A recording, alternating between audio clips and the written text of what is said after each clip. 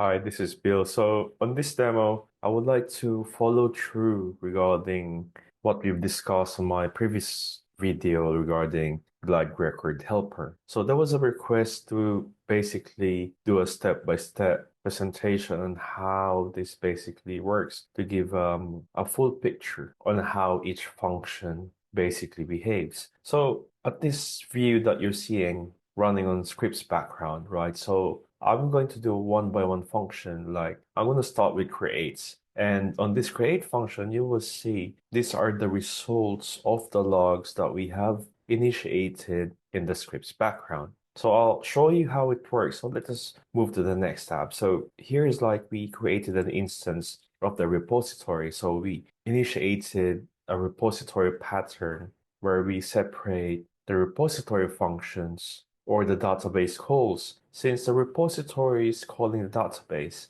we have created a dynamic glide record helper that will give you the capability to dynamically pass any type or any amount of parameters. So how did we do that? So before I show you my full answer, I'll give you also the best practices that we have implemented on this code. So we have the repository pattern, then we also have the logging function. As you can see, the logger, we're passing it as type info, and it is a test. And basically, we are also passing a message. And as we have created an instance of repo, we are calling the create incident function. So you will see here, the create incident function receives a dynamic parameter, which is key value pair. And you will see here that this field, which is short description, and the value, and so on. And you could have 2, 3, or 1, or multiple parameters, but we are passing it as type array. So giving the advantage, right, you can pass it as a single string. Since we have created the standardized response object, it's either a success or an error, then it will provide the necessary return values, which is paramount importance on the next step. I do not recommend using type void since it will put you in a situation where your function calls or instance calls are not verified of their success of your implementation. So if you have success or fail of your implementation, it gives you a verification that your implementation is basically valid. Then you'll have more control in your codes and the next steps that you are basically implementing. So let us now move forward to the next tab where we call the incident repository, and let us keep the function at the moment for create incident. And since we'll go walk you through one by one of each function. So as we call the repo that create incident, you will see that we are passing one parameter. And as we pass one parameter, we are logging each step of the way that we are calling this function and verifying if our data is passed correctly. And as we do that, you will see that we have called the helper variable that contains a glide record helper. And you can see that we can pass any type of table in the glide record helper, giving you more flexibility. So basically this code will give you the ability to create any type of table dynamically and at the same time any type of parameters as well. And we're standardizing the return, as you can see here, that the return value of a successfully created record is a sysid. So we're capturing that sysid and we can reuse that field in the coming functions. So ensuring that if we return false, then what is the message if our script has failed? And if it is successful, then we are basically returning the sysid of the newly created record. So we are standardizing and having full control of our functions. And you may have created thousands of codes implementing Ajax and so on. And as you manage the return parameters,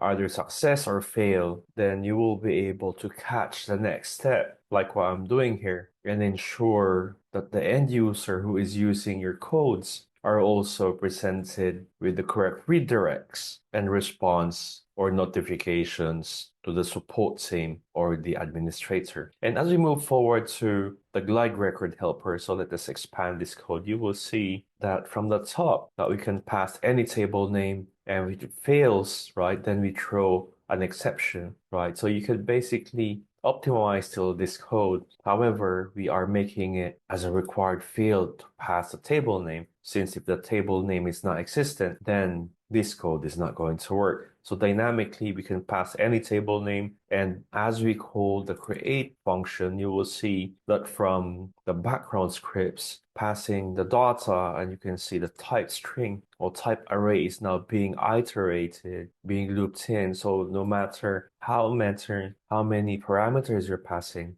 it is laid down as a key value pair as part of the GR or the glide record object. And as we do an insert, all those parameters has generated multiple keys in multiple values based on this pattern that we have created. And as we successfully have a successful creation of a record, a sys-ID will be returned, and the BaseLogger capability, our global logger, will also come into play. And now as we return the sys-ID, as you see on the previous record, right, it will catch a success or fail, then it will be logged using the global logger. So I'll give you a walkthrough again of the global logger, right? So we created this BaseLogger class where you could pass any class name, any method and message. As you can see, it falls into a single format, right? And reusing the GS object, concatenating the class name, the method name, and the message. As you can see here, as we pass it to the GS object, then it's a fully formatted, readable type of message that you can view in the system logs. I hope you find this video helpful. Please don't forget to like and subscribe. And if you find it lucrative, please don't forget to buy me coffee in the join button at the bottom or give me a donation. Thank you so much and follow for more. I'll see you in my next video.